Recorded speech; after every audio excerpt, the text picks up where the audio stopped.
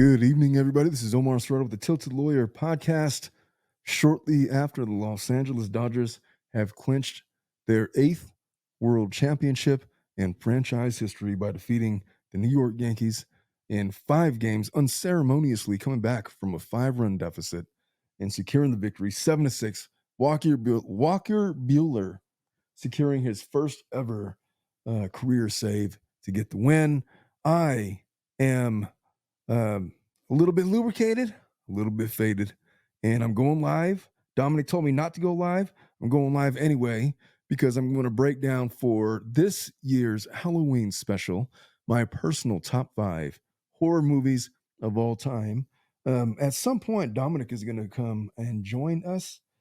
I'm doing it live because I'm doing it live, man. Dominic said he's going to edit it. He's going to edit it for tomorrow and, make it all nice and pretty.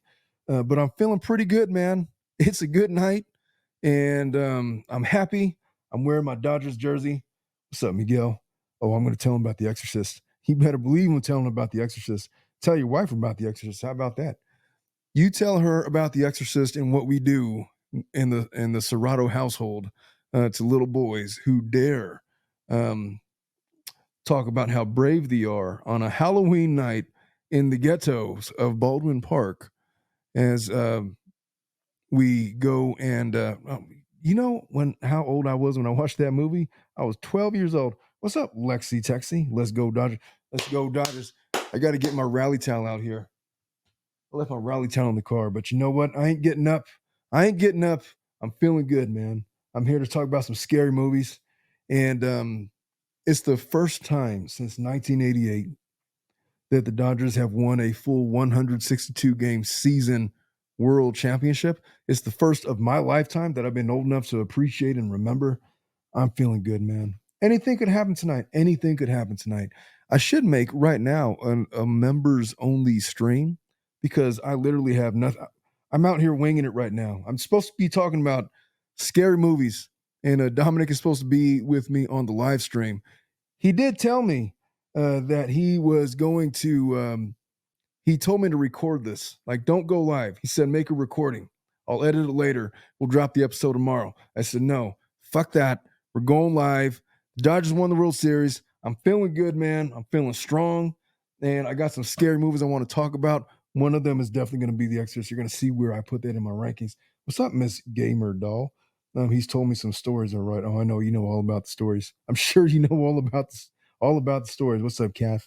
I don't expect a whole lot of people here in tonight's live. It's like a 10:43 Pacific time. Most of my listeners happen to be on the West Coast. So, hey, I got a list. You might not agree with my list, but it is a list. It is a list of scary movies that made the biggest impressions on me, dating back from my childhood all the way to present day. They are the movies that, well, I haven't been able to watch all of them with my children because, age range and all of that. But let's just say that whatever your list is, I'm not basing my list on artistic merit. I'm basing this list based on how terrified I was when I watched them at the time. One of the movies that did not make my list, and my brother's in here in the chat. I took him to the movies when he was, I don't know, 9 years old or so, 8 years old, 9 years old. He was a little guy. No, wait a minute. This would have been back in 2006. So we're talking about 12 years old. He's like 12. He's about to go into high school. He's in junior high. He's like in that wee phase where you're like sort of a kid, but you're going through puberty. So like you're a kid, but you got pubic hairs. And so your voice starts cracking a little bit and you're about to transition into manhood. Well, it was the last remnants of his childhood. I took him to the movies and we watched The Exorcism of Emily Rose. He was sitting right next to me in the movie theaters. This is back when it was much more popular of a thing to do, back in whenever that movie came out. I want to say it was 2007, 2006. But he watched that movie, and in the part where the face, he was in 6th grade. That would have put him at 11 years old. In the part where the faces were melting and then Emily Rose is getting all contorted on the ground, and when she would go into her whole demonic possession exorcist mode, he straight up would bury his face into my arm like a girl. I say like a girl, I mean, he was a kid. but he would bury his face because he didn't want to look at the screen because he was so terrified of the movie. That did not make my top five. Although it is a scary movie, an excellent movie, a little bit over the top. It's got like this sideline story of legal drama with it, with this really good actor. I forget the name of that guy, but he played a really good prosecutor. Um, they were litigating whether or not it was a defense to be demonically possessed. And it was based on an actual real case that I want to say was worked by the inspiration behind The Conjuring. At any rate, that is not on my top five. What's up, Carmen Rodriguez? She says, I love your channel, but a little disappointed. I thought you were going to talk about Sarah Boone's guilty verdict. Carmen, I am not finished with Sarah Boone. I am going to talk about her guilty verdict. I had to cover the Delphi murders today. I was going to talk about it. Not only am I going to talk about Sarah Boone, I'm going to talk about the closing presentation of the state and how it all kind of starts to make sense because I know it talks a lot of shit about how they presented their case, a lot about their cross examination. It turns out that it was all by grand design because they had their rebuttal witness that was going to respond to the defense's theories of battered spouse syndrome. And they were setting it up for him to make the closing arguments that he did. And a lot of the closing arguments was some of the stuff that wanted him to get into cross. And he ended up going after it much more effectively in his closing arguments. All that to say, Carmen, I'm not finished with Sarah Boone. That video is going to drop probably tomorrow, but I haven't forgotten about it. So don't be too upset with me. I had to cover some other things. Give me a second, folks. I will be right back. I'm going to get some honey and water so that I don't cough up a lung here on my live stream. I will be back in about 60 seconds or so. I got to get the what do you call it, screen up. Here we go. I'll be right back. What's up, Dominic? What's up, Freaking, dude? how faded are you right now? Pretty up there. Hey, do you even remember? Well, you weren't even alive during 1988 for the Dodgers first. You remember 2020, but you know the 60 game season and all of that. And how fitting was it that Alex Verdugo, the guy that was talking all that shit, is the guy that ends up making the last out for the Yankees, striking out to a big game Walker Butane Bueller. Um, Dude, that was so perfect. That was a storybook ending right there. I mean, you can't really ask for more. Verdugo over there talking all that smack, saying that 2020 didn't count because it was a shortened season, and then for him to be the last out of the World Series, dude, was just amazing. I'm just gonna say this, man. I'm just gonna say this that them winning tonight saved me about $3,000 because I was gonna be forced. I was gonna be forced. I can't just let a game six go in LA and not be there.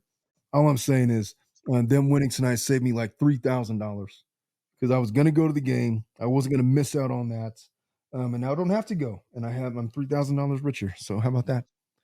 Um, anyway, so in terms, this is supposed to be a Halloween special.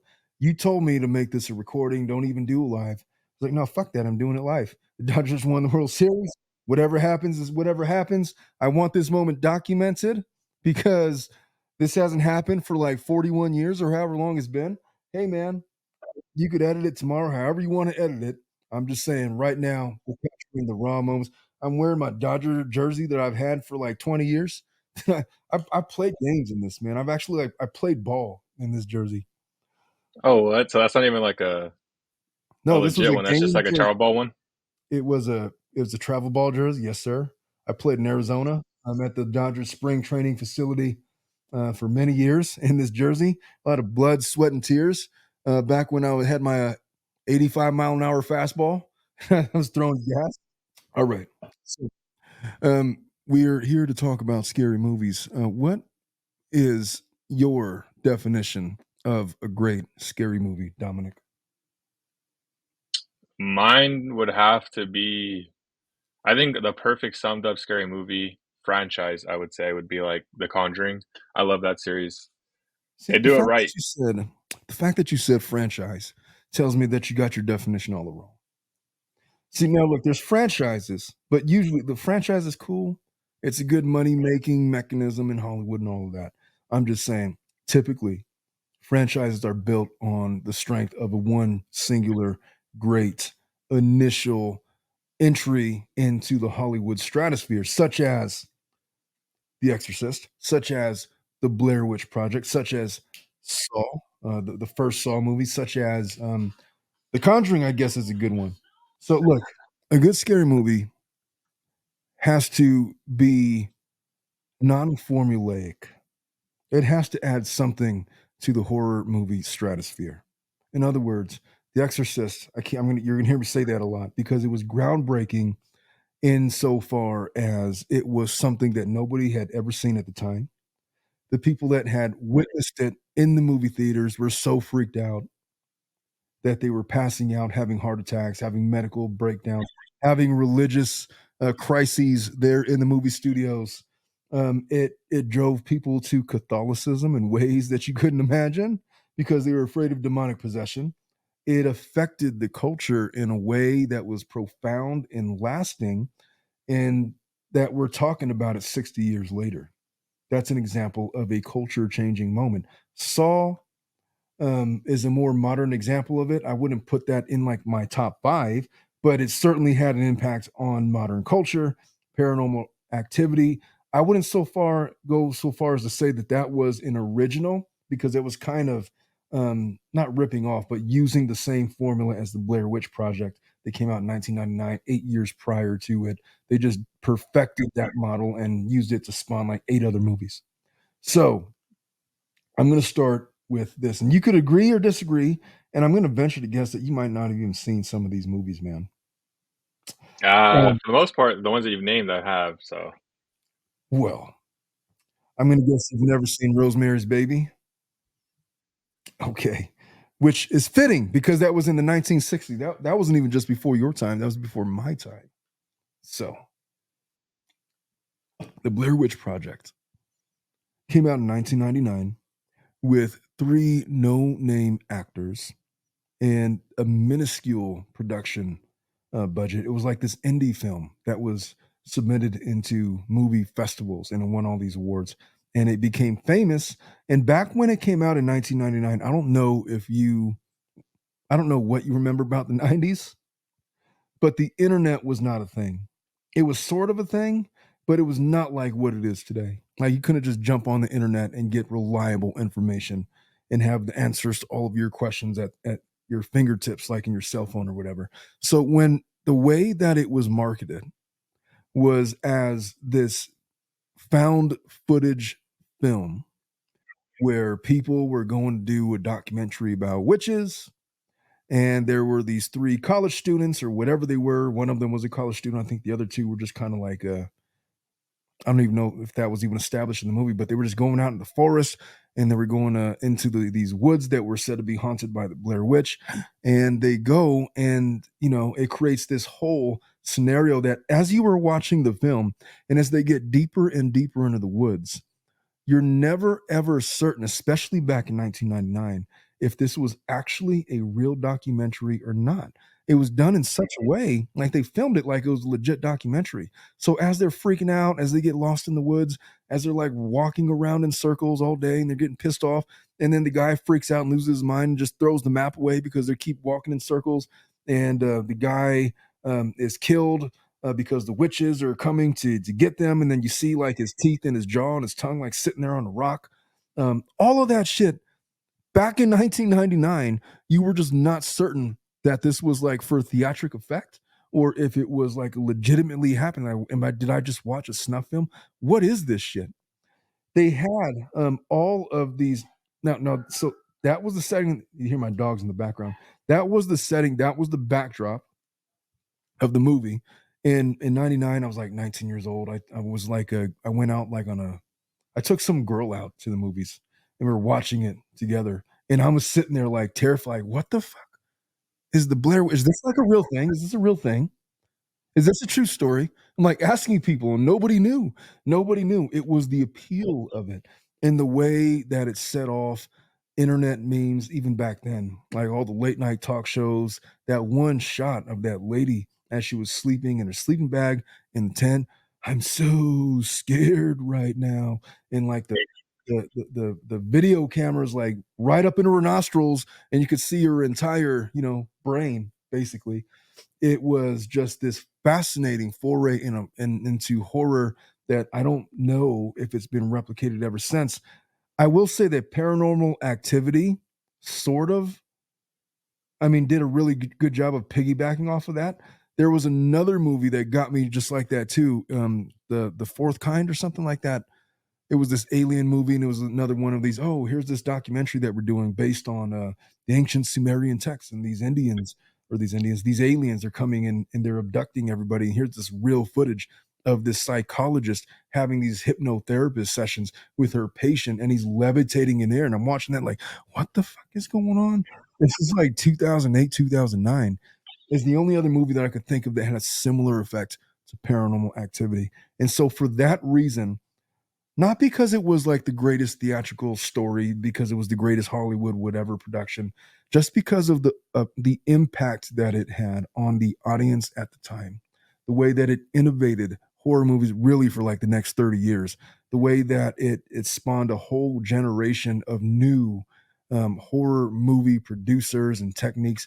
I have to put it in my top five. It belongs there, even if it's not my top five favorite horror movies. What's your experience with that movie, Dominic?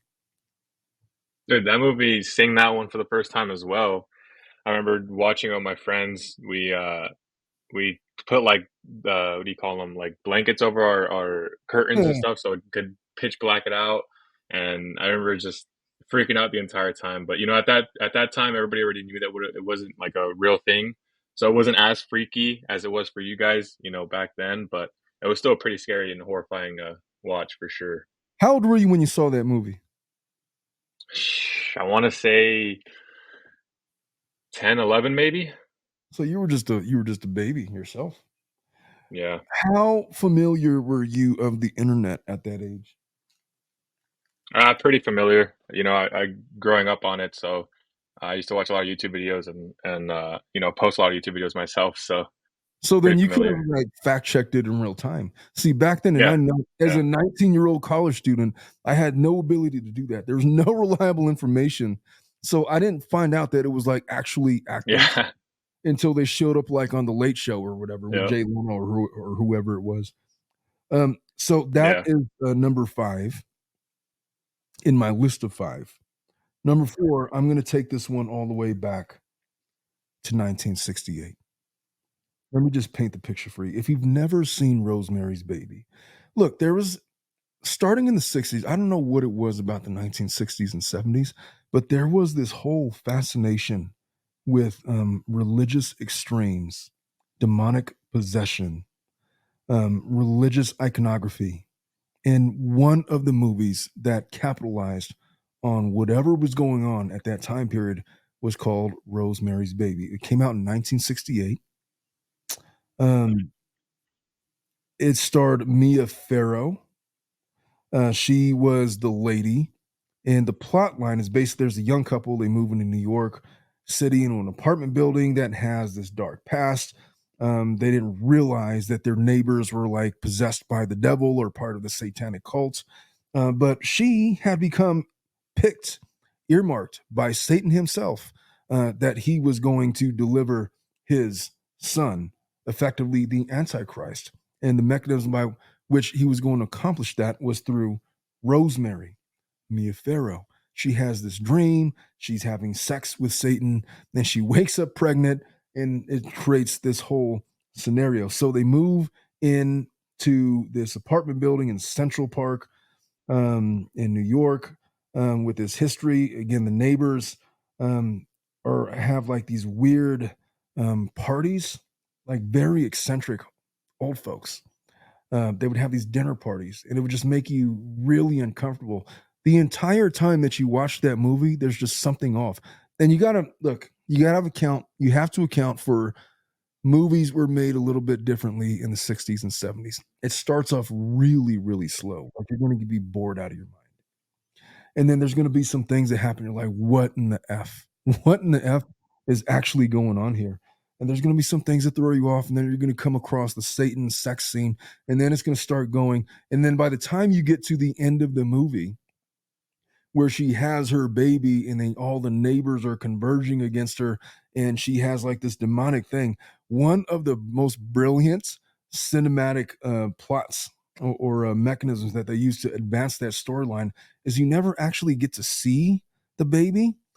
You're basically seeing POV from Mia Farrow's perspective, all of these people converging on her, and they're not interested in her. They're interested in the baby that she's having. She's delivering the Antichrist.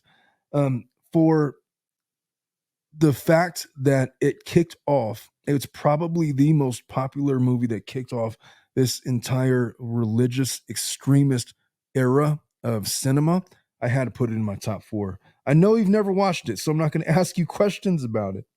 I'm just going to say it is a movie. Rosemary, she becomes pregnant.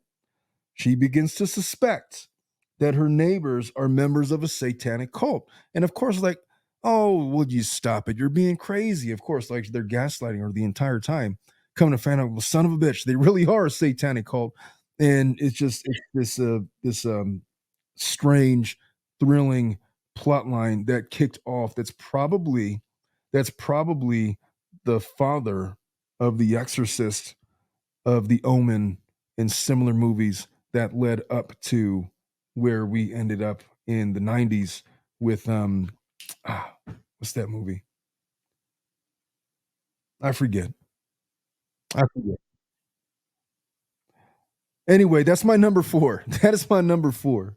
What say you about Rosemary's Baby? What would be your number four, sir? Do you even have a list? I don't. Like I said, I would just put, The Conjuring for sure, one. Two would probably be The Exorcist. Three, um, sheesh. I'd have to put three, Blair Witch. Four would be, I want to say one of I'd put a paranormal movie. I think the first one was pretty scary. First one was pretty And good. then, yeah, first one's pretty good. And then fifth, I have no idea.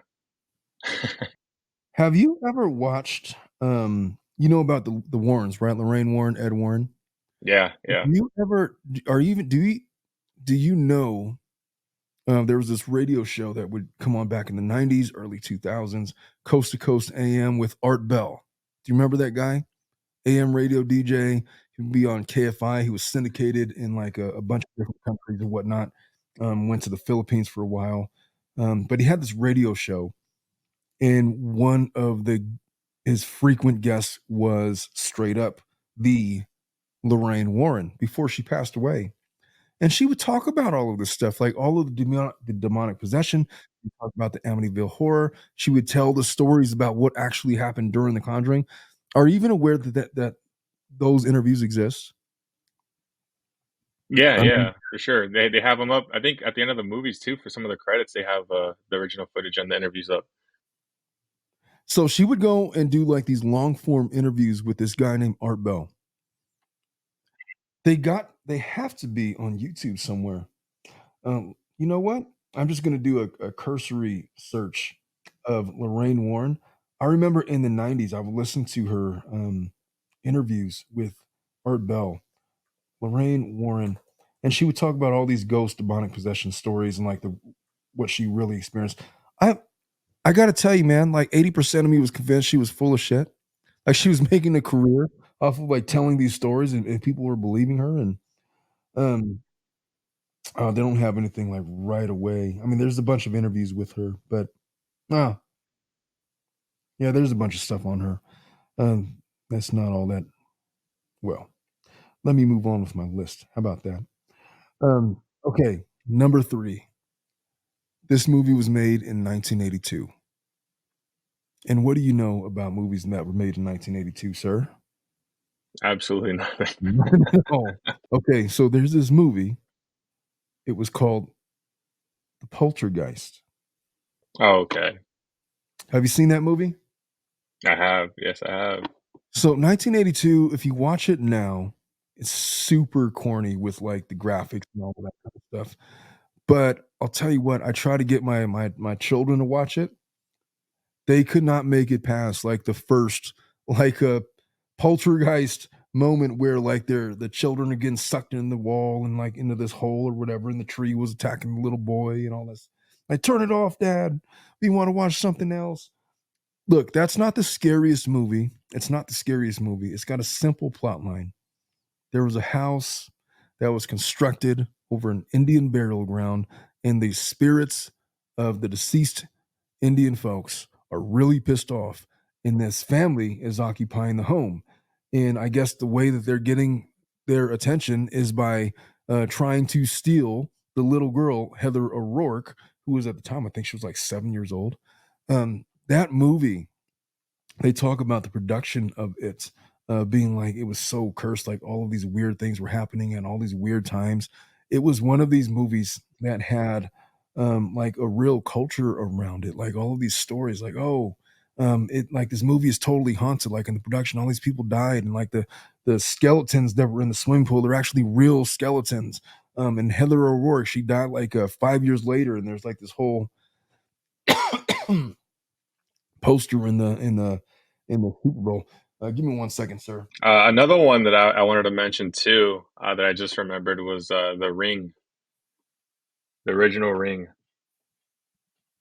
I feel like that one was a good one. That one probably deserves to be on the list, at least The top Ring, five for me. The Ring is a good one. That is a really good one. That would I don't know if I would put that like level with the Poltergeist or above the Poltergeist because it's definitely one of those movies that has that iconic image of the little girl climbing up from the well, and she's gonna melt your face, and there's nothing you could do about it. And I'm not talking about like The Ring number 2 or 3 or all the other bullshits. It was the original, the part 1. That little girl was terrifying. I'll tell you what, man, it's one of those movies where you gotta watch it more than once because you're like, "What the F was that? Like, what was that?" And, like, this idea that you're gonna watch a video and then you're gonna get this phone call, 7 days, and there's nothing that you could do about it, and then she's coming for you, and then the way that she's coming for you, she's gonna come out of your out of your television screen, and literally melt your face off, and then they're gonna find your body with your face all contorted like that. That movie was freaking terrifying. It was a little weird. I'll tell you what, upon, like, further review, um, the whole scene where, "Oh, I found the little girl in the well," and she's, like, braiding her hair not braiding her hair, like, caressing her hair, like, hugging her. "She just needed a hug. We just needed to learn her story." And then, they're friends afterwards, and then, come to find out, bullshit, because I can't stop killing people, and then the next guy is dead. That was such I can't tell, I mean, 'cause it gets really corny, right? But then it's brilliant. It's one of these, like, these corny tropes, "Oh, everybody's safe," and, "No, they're not. Actually, everybody's going to die," and, that whole thing. But they just do it so brilliantly. I gotta agree. I gotta agree. I'm on the fence about whether or not to replace Poltergeist with The Ring. Poltergeist is from, like, my childhood. It's severely dated. I gotta tell you that it still works as a horror mechanism to induce fear in children. I'm not sure what it's gonna do for you as an adult because, I mean, it's a little archaic by today's standards. I think it holds up. I have it in my personal 3, but I wouldn't be upset if you told me that we had to replace it with The Ring. That was actually a really good contribution on your end. I co-sign. All right. Number 2. Number 2. Oh, there's all kinds of people leaving I didn't even know anybody was in here, folks. I apologize for not following the comments. Um, I'm just seeing if anybody had, The Grudge. offered any Okay. other the Grudge is whatever, man. The Grudge is like, I don't I know. mean, that famous sound that she makes, like, lives with me through my entire childhood. Like, I don't even know how to do it, but that iconic sound is what, like, gave Like me a a lot little of throat nightmares as a kid. rattling, whatever the F that was. Yeah, but then it's like it's kind of the same genre of movie as The Ring. And if you had to pick between the Ring and Grudge, which would you pick? The Ring, 100%. Like, I feel like people knew about Grudge back in, like, the early 2000s, but in terms of, like, lasting, um, enduring presence in the popular culture of today, I think the Ring wins. Yeah. Also, popular mention who was that movie with Bruce Willis with the kid that sees dead people? I'm not even sure if I would classify that as a horror. Do you even know what I'm talking about? What I do was that movie not. talking about? What was it called? What was it called? Bruce Willis, I see dead people. You know what? I got Google right here. Yeah, I I'm see I'm The Sixth Sense. The Sixth Sense. Tell me you haven't seen that movie. I have not. You haven't seen that movie, so I can't even talk about it because I'm going to spoil the No, ending. Do you know about the ending? Do you know about the ending? I don't. God, you know what? Dominic, you're fired. What the fuck are you? How do you not have you not seen The Sixth Sense? That's another movie that I, came out in '99. yeah. That was a fantastic movie for cinema, by the way. Okay, so number three, I have. You know what? I got to figure out what we're gonna do with this. So, Poltergeist and The Ring. I would definitely put The Ring above Rosemary's Baby because Rosemary's Baby is dated. Nobody knows what it is anymore. The movie tropes don't really work anymore. The only reason I have it on my list is because of its cinematic contribution for how it advanced horror films. Because prior to that, you had like these really canned, like Psycho. Oh, this lady's gonna get stabbed in the shower, and you had like all of these the Chainsaw Massacre. It became much more of it took horror from gore into a more Oh, you're psychological style of horror that was a lot more intelligent and a lot more effective. That spawned all these other better movies. Okay, number 2 on my list. I'm your just gonna brother just made a quick donation. oh, well, thank you so much for the $1.99, Miguelito. Um, I will buy, with your $1.99, um, I don't know, what should I get Rent for one a of the dollar? movies. Yeah, no. I'm pretty sure you can rent one of those movies with the dollar. Thank you for the contribution. Jacob's Ladder was a I look, that's a psychological thriller. It has the Shawshank Redemption guy in it. It's a Vietnam PTSD. Um, they forced veterans to take these weird medications that gave people these mental hallucinations. It has one of the most disturbing scenes that I could remember. I don't. I know even. I'm not even going to ask you if you've seen this movie. I'm just going to tell you. All you need to know about that movie is there's a scene where there's a bunch of people. They're like at a club, like '80s style club, because that movie came out like in like '88, '89, and there is this lady that's dancing and she is getting effed by like an octopus or something on the dance floor, What the like fuck? writhing around. I swear to God, it was the '80s, man. What? People were on coke. It was weird. She was like being all orgasmic with some kind of an octopus tentacle, and then it murders her in the middle of the. And then shenan. All I'm going to tell you about that movie is that is one of the scenes. If you haven't seen it, go watch it, preferably while on an edible. It'll blow your mind. It's not going to make my top five. It was an interesting movie. I would not peg it for greatness, but it's one of those movies that you want to watch and just be like, meh, yeah, look at that. Son of a bitch. How about that? And then you just kind of move on with your life. That's how I would describe Yeah. that. Okay. Second movie on my list, my number two. My number two. Jack Nicholson. What's the movie, Oh, Dominic? yeah. The Shining. The Shining. That's the one. That's the one. That movie is terrifying for so many reasons. Because it's not a movie that is overtly gory, although there's some trippy what the fuck was that moments in the movie. Like the whole scene where like he's going past like hotel rooms, the old lady nude in the shower is like 80 years old. The guy with the bunny mask on, like it has like these weird, trippy dreamscape moments in it. It's a movie about like psychic powers, but really what it's about is a movie about an author who is in solitude in such a state that he begins to basically hallucinate And of course, I mean, there's other aspects of that story, but this guy literally he just loses his mind. He goes crazy. He's there, and his family goes there, and he loses his mind, and he tries to murder his wife and child at the very end of it. And then at the end, he ends up frozen in a maze. And you see, obviously, the iconic scene of Jack Nicholson frozen with icicles coming Hmm. off his nose. What do you remember about that movie? What about that movie sticks out to you? And do you agree with me placing it as high up on the list as I have? Yeah, I think it's deserving of that. You know, the one thing that sticks out to me and will always stick out to me, especially because of the memes as well, is the door scene when they're when he slams the axe through the door. That's probably the most Oh, iconic yeah. Here's Johnny. scary movie scene that Yeah. I know of. Shelley Duvall, she just passed away Hmm. like not that long ago, a couple years ago. The Shining is one of these movies. Look, it's a Stanley Kubrick movie. If you know anything about Stanley Kubrick, is that he was this weird, evil kind of genius, a brilliant film director.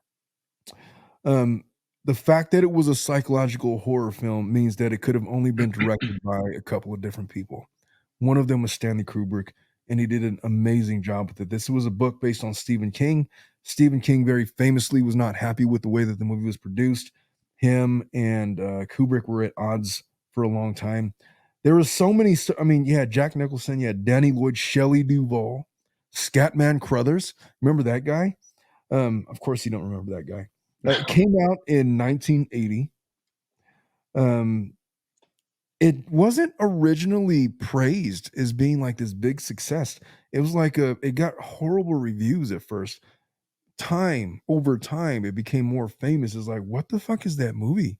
Is It seems to be a hallmark of Stanley Kubrick movies that you can't just watch those movies once and expect to know what the hell it was. Like you watch it once, like, yeah, that was interesting. And then you watch it again and again and again, and you start to pick up new things every time that you watch it. That is the hallmark of a good um, Stanley Kubrick movie. It's just what he was. He was a complicated guy.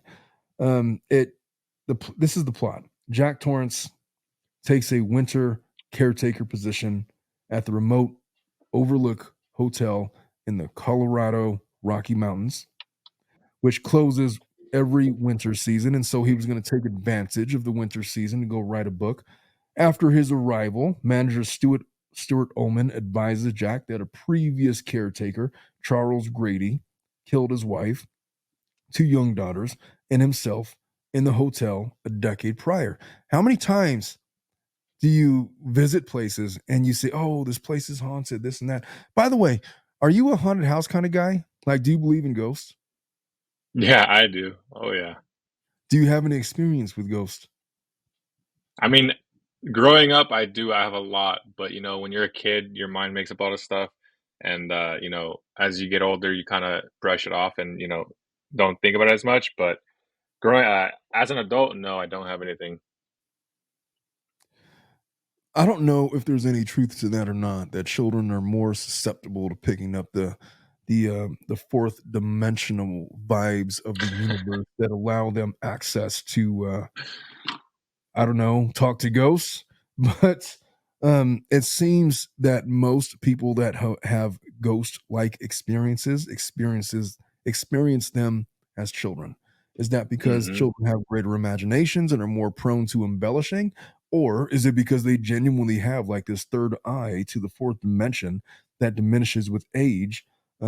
As you become more busy and distracted with your own life, that you no longer have connection to all of that. Who's to say, man? I don't know. I don't have any ghost stories like that. I don't have I can't honestly say that I have a genuine ghost story. I have Okay, suspicion that ghost might have been a thing, but I could never say, "Oh yeah, I definitely had dinner with Casper the Friendly Ghost over here, and he told me all so about." Yeah. I have my most recent one I have is when I was a teenager, I guess, early teens, like 14 maybe. My friend, the one that we had on the show last time, he spent the night at my house, and it was me, him, and my brother. And it was late at night. We are up, playing games and hanging out. And I don't know where we decided that we want to go downstairs to get some water. So we went downstairs, late at night, pitch black. We're getting water, and out of nowhere we hear the dryer just start on its own, just by itself. Like it was in our garage, and the garage door was right next to the kitchen. So we heard it just turn on and like make its little chime, and then it started spinning. And we're like, "What the hell?" Like we looked at each other and we got scared and we freaked out and just ran back upstairs. And What if it was that's just like one an story that electrical what malfunction? happened. What if it was just an electrical malfunction? Yeah, see, there's always something that could have caused it, but I mean, in the middle of the night at that time, like it's never done that to us before, during the day. So I mean, I don't know, it was just freaky. It was a freaky situation. Yeah, I don't have any stores like that, and if I had a store like that, I would chalk it up to some kind of, like, short circuit or something, you Yeah. know? I know that my brother Miguel, who's in the chat somewhere, has a special ghost story about how he was laying in the bed and there felt like this pressure on his chest, so he couldn't move, and then he had his anal regions violated. It made him question his sexuality in ways that he could only imagine. That's his ghost story. Oh my God. Angel's asking about the Halloween franchise. The Halloween franchise is cool. I don't have any Yeah. problem with the franchises, Halloween, Michael Myers, Freddy, Friday the 13th, all of those things. See, but those ones I classify those as more like slashers slash thrillers, not so much horror. I mean, they are horror, but not in a. I don't know. It's different for me. It's formulaic, It's like, hey, we're gonna create this monster, and oh, Freddy comes after you in your dreams. Like it's scary and it's Yeah. gory, it's slasher, but it was like made for the box office. It Hmm. was relying on ready-made horror tropes that would drive people to watch the movies. They didn't advance anything in any way. Like if Nightmare on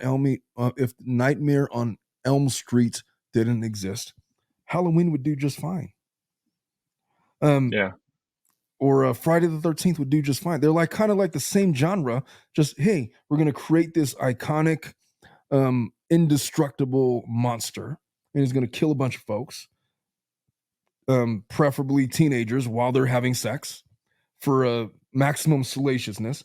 And we're going to make dozens of these same types of movies, and it's going to make money. And those are not. That is not the hallmark of a great horror movie. Is all I'm saying. Look, it's entertaining.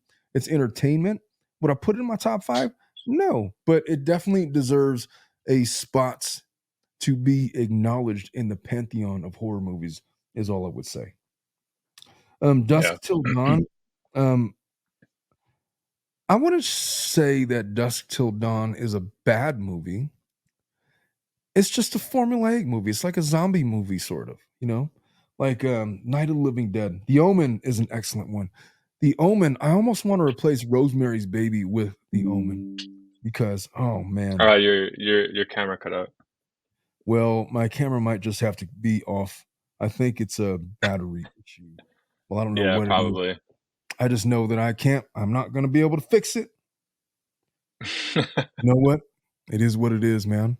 You can make me into like an anime with AI or whatever when you edit the video. Sinister is Yeah. a really good one. The Annabelle movies, the Chucky movies, yeah, those are all formulaic.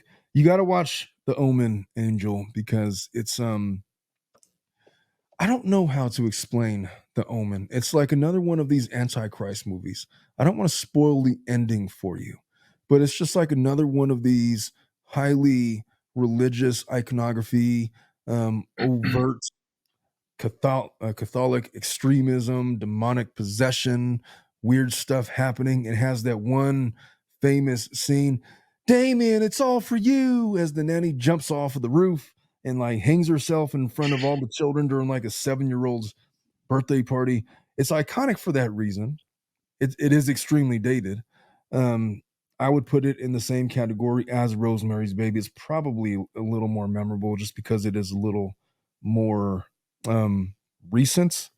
And by that, I mean literally by like 5 years. Um, anyway, we were talking about The Shining. We were talking about The Shining. Um, yeah.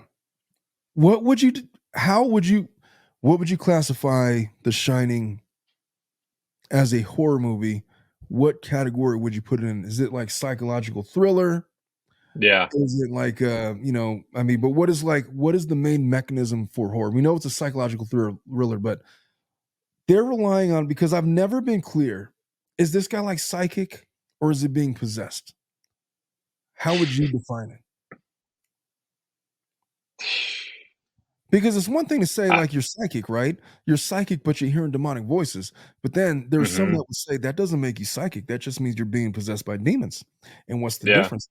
To me, like psychic is like you're talking to ghosts and spirits and things like that. hmm And it's never really been answered the question about whether or not the main culprit in The Shining is demonic forces or sinister spiritual forces that used to be human. What would you say? hmm Dude, I would probably have to classify it more as demonic forces, if anything. I mean, it's for, your interpretation, but yeah, for me, seeing that, I always thought it was, demonic. So, Well, this is the plot line. So we talked about, oh, this is an abandoned hotel in the wintertime because nobody comes to visit or whatever. And so Jack's son, Danny, has a premonition and a seizure. Jack's wife, Wendy, tells the doctor about a past incident when Jack accidentally dislocated Danny's shoulder during a drunken rage. As the premonition to, hey, this guy is a little off. Jack has been sober ever since. Before leaving for the seasonal break, the Overlook head chief, Dick Halloran, informs Danny of a telepathic ability the two share, which he calls shining. Halloran tells Danny that the hotel also has a shine due to residue from unpleasant past events and warns him to avoid room 237. I don't know if it's demonic possession. I don't know if it's ghostly possession. I don't know what the hell it is. It's just freaking terrifying that he happens to have this ability. Oh, we're calling psychic abilities the shining now. Oh, and this house has shine on hmm it. Don't ever go in room 237 and Red Room and the evil twins riding the tricycles and all of this. They're there for a month. Danny starts having frightening visions, including of the murdered Grady twins. Meanwhile, Jack's mental health deteriorates. He suffers from writer's block, and then you see him. There's like images of him typing on the typewriter. All work and no play makes Jack a dull boy over and over and over and over again. As a sign that Shelley Duvall finds out that this effing guy is losing his mind, and she becomes increasingly more terrified of him as the movie progresses. You have this psychological buildup of terror, um, brilliantly done. I mean, what more could you say about Stanley Kubrick? The guy was a freaking genius. Um, I think it belongs in the number two position. Is there any movie that you would put above The Shining, Dominic?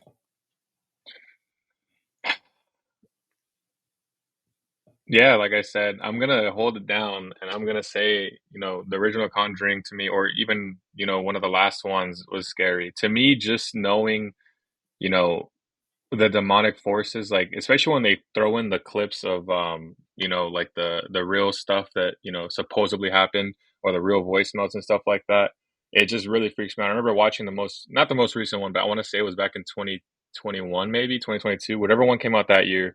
Like, the ending of it with the voicemails and, like, the creepiness of it just, like, freaked me out to, like, max. I was grown, like, I was old already, so if a movie can do that to me while I'm, this age, then I know it's, like, a really scary movie, so I feel like nothing for me tops the Conjuring series.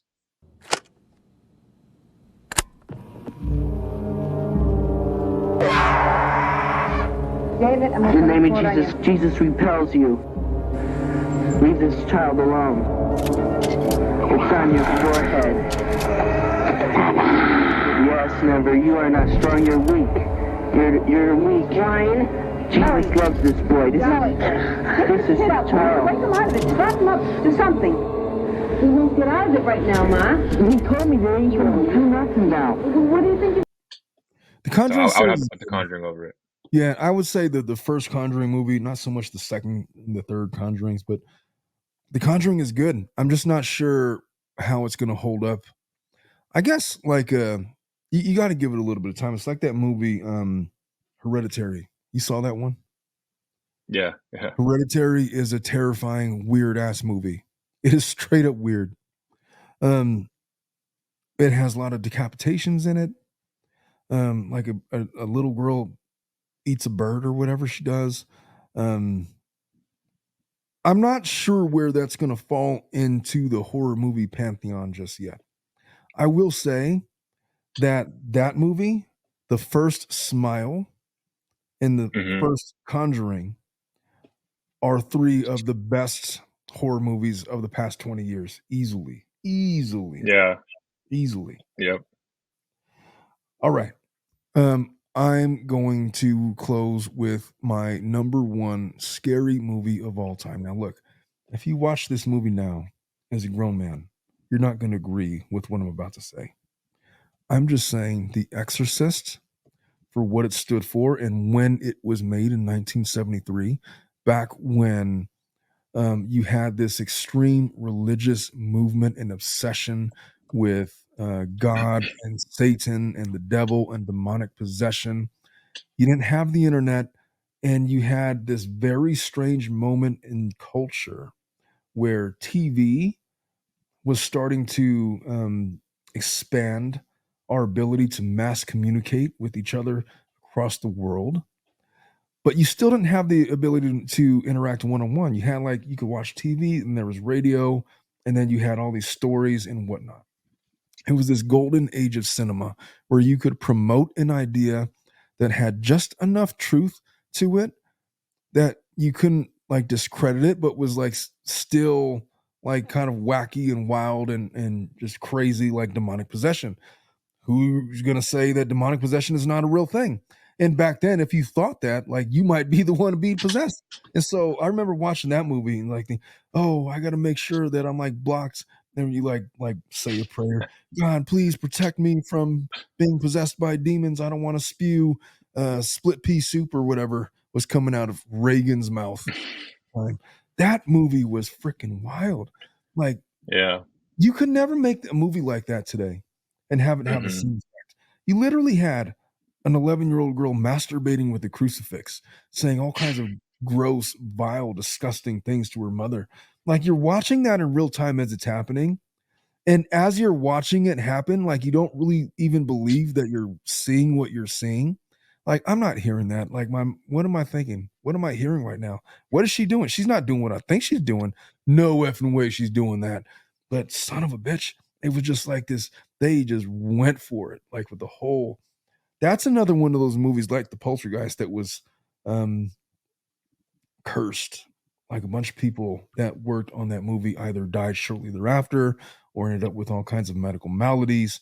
Very famously, the actors in that movie, the mom, I want to say that she fractured her back. The same thing with Reagan when they were like all the special effects. There was no CGI back then. They had to make it all work with what they had at the time. Just its ability to creep into your thoughts. I tell you what, I saw that movie when I was 11 years old. And it took me a good 10, 15, 20 years before I could walk into a dark room and not see images of Reagan with her head spinning, looking at me, talking about your mother sucks cocks in hell. Ha. It's just it sticks with you, man. It's one of these impactful movies that you have no idea what you're watching at the time. And because you don't know what you're watching, you can't explain it. And back then, there was no way to really verify or fact check any of that. The demon Izuzu and whether or not that was like an actual demon, and like what was the religious history in the I don't know, the Mount Rushmore of demons. Who the fuck is Izuzu? You know, they tell you that. I guess there's a guy, and he could possess you like that. And like, what's the reason why he was doing this to Reagan? I've never understand. Like, what is the end game? Like, he's possessing her for what?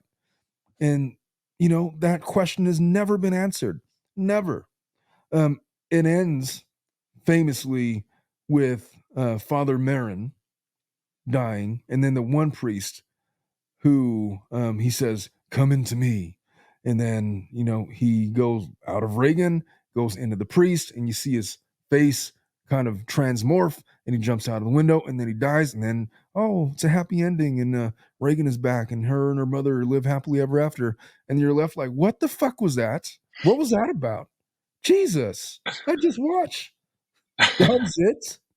Like that's the end of the movie, and it just leaves you with like this unease, especially if you grew up in a Catholic or a Christian background where they talk about heaven and hell and Satan and light and dark and good versus evil and demonic possession and speaking in tongues and all these other crazy things that you learn in Catholic and Christian styled religions. It was a movie that impacted you because you were just, especially back then, never really certain if what you were watching was real. And what I mean by that, you knew it was a movie, but there was always a chance that what if that could really happen though? I don't want to be possessed. And so just that small stick in your mind would stay with you for years. And even now, like there's times where I will walk into a dark room and just wonder, like, I wonder if like what if I was possessed? Like, how would I even know? You know? Yeah. I don't know, man. For that reason, I have to put it at the top of my list. What say you to that, sir? No, I think that's a really solid number one. I like The Exorcist a lot. That one definitely scared me growing up as well. And that one's, if you guys haven't watched it, that one's a must watch. So for sure, that one's one of the most legendary, scary movies of all time. And I mean like scary movie, not horror movie. I'm gonna put that like as a scary movie. And I think that's one of the most legendary ones you can name and have up there. So it's a good one. I agree. Well, folks, that is this year's Halloween episode. The Tilted Lawyers top 5 scary movies. I think we covered a lot of ground. That's my Halloween episode. I did this at Dominic's request. This was his idea like 12 hours ago. It's like, hey, you got to do a Halloween Halloween episode. It's like, all right, fucking, I'll do one. I'm over here like trying to prep for the Delphi case or whatever the show. I did that one earlier today. But anyway, I love you guys. Hey, happy Halloween. You guys be safe out there. Check your children's candy. Make sure nobody's molested any of it. Look both ways before you cross the street. Just be safe, man. Keep your wits about you. Don't be faded while you're trick-or-treating with your kids. Wait till they go to bed, and then all bets are off. All right, Dominic. All right, Yeah. everybody. I love you all. Have a good night. Bye-bye. Later.